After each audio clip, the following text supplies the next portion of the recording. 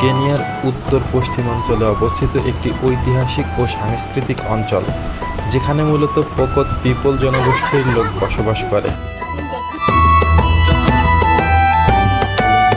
এই জনগোষ্ঠী নিলোটিক জাতিগোষ্ঠীর অংশ এবং বহু শতাব্দী আগে পূর্ব আফ্রিকার অন্যান্য অঞ্চল থেকে এখানে এসে বসতি গড়ে তোলে।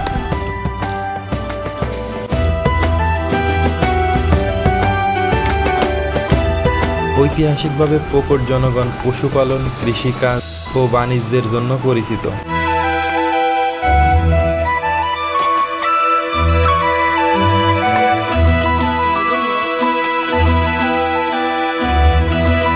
তারা গবাদি পশু, বিশেষ করে গরু, ছাগল পালন করত, যা তাদের অর্থনীতি, সামাজিক মর্যাদার গুরুত্বপূর্ণ অংশ ছিল।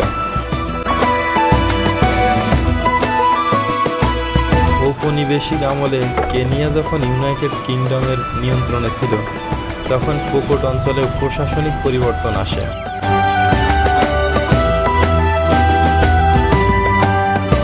ব্রিটিশ শাসনের সময় স্থানীয় জনগণের জীবনযাত্রার প্রভাব পড়ে।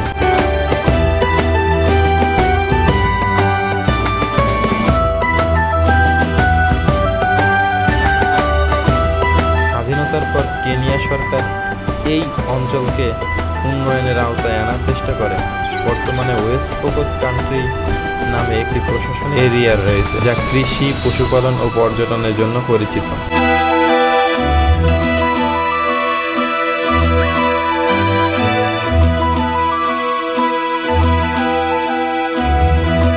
সংক্ষেপে বলা যায়, পোকট হলো ঐতিহ্য, সাহসী যোদ্ধা, সংস্কৃতি, পশুপালন এবং দীর্ঘ ইতিহাসে সমৃদ্ধ একটি অঞ্চল।